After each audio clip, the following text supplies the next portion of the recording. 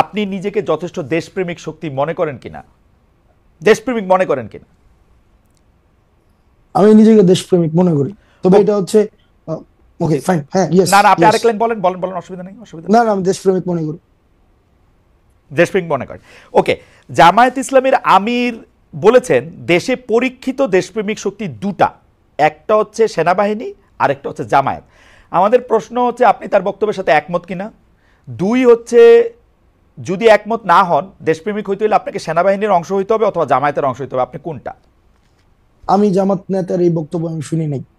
আমি কি পড়ে শোনাবো কোটেশন? আমি দায়িত্ব আমি কোটেশন উনি শোনাই। জামায়াতের, যদি জামায়াত থেকে ধরেন এই ধরনের বক্তব্য যদি এসে থাকে, আমি এই ধরনের বক্তব্যের সাথে মানে আমি আমি জানি না এই ধরনের বক্তব্য উনি দিয়েছেন কিনা।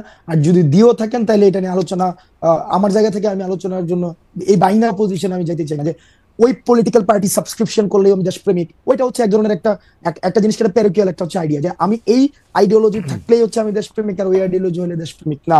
এই ধরনের ধারণাতে আমি বিশ্বাস করি না। আচ্ছা ঠিক আছে, ধরেন এটা এই বাইনারি ধারণাতে আপনি বিশ্বাস না করলেন, সেনাবাহিনী নিয়ে আপনি কি মনে করেন? আপনি কি মনে করেন বাংলাদেশের সেনাবাহিনী একটা পরীক্ষিত দেশপ্রেমিক শক্তি? এই বিষয়ে আমার মন্তব্য করা, আমি জাস্ট একটা মানে একটা ডিসক্রিপশন দিতে পারবে। এই গণঅভ্যুত্থানে বাংলাদেশ সেনাবাহিনী যে ধরনের পদক্ষেপ নিয়েছে আমি অ্যাপ্রিসিয়েট করি। আবার কিছু কিছু জায়গায় অনেক ধরনের বক্তব্য এসেছে, বিবৃতি এসেছে, সেগুলো মনে হয় যে সেগুলো নিয়ে হচ্ছে হয়তো সমালোচনা হতে পারে এক্সিট টেক্সিট দেওয়ার ক্ষেত্রে।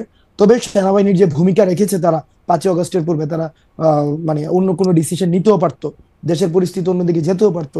তো তারা সেই জায়গায় যে তৎক্ষণকার সময় যে ভূমিকাটি রেখেছে সেটির জন্য আমি সাধুবাদ জানাতে চাই। তবে আহ সেনাবাহিনীর সার্বিক বিষয় যে এটা লিটমাস টেস্ট তো খালেদ ভাই নাই।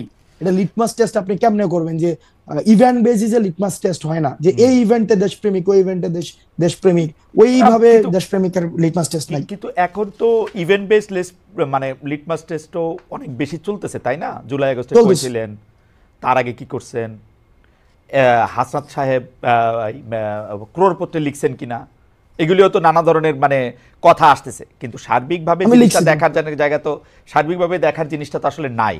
তো এইটা তো আসলে অনেক সময় অনেক জায়গায় অনেক হার্ট করে যে মানে ধরেন এইটা ভাই সার্বিকভাবে আপনি মানে এই সার্বিক জায়গায় যদি আপনি আওয়ামী লীগকে রাখেন, এই সার্বিকভাবে যদি আপনি এই জায়গায় গত একটা দীর্ঘ সময় ধরে যে যেই রাজনৈতিক দলের কারণে খালেদ মহিউদ্দিনরা দেশে সাংবাদিকতা করতে পারে নাই, ওদেরকে যদি এই সার্বিক এই এই এই এই ফরম্যাটে রাখেন, এই কম্প্রিহেন্সিভ এর ব্যাপারটায় রাখেন, তাইলে আওয়ামী লীগ ছাড়া ওই সার্বিকতার মধ্যে আমি সবাইকে রাখতে চাই। কিন্তু এই জায়গায় আওয়ামী লীগ আসবে। আচ্ছা, আওয়ামী লীগ বাদ দিয়ে বাকি সবাইকে রাখতে চান।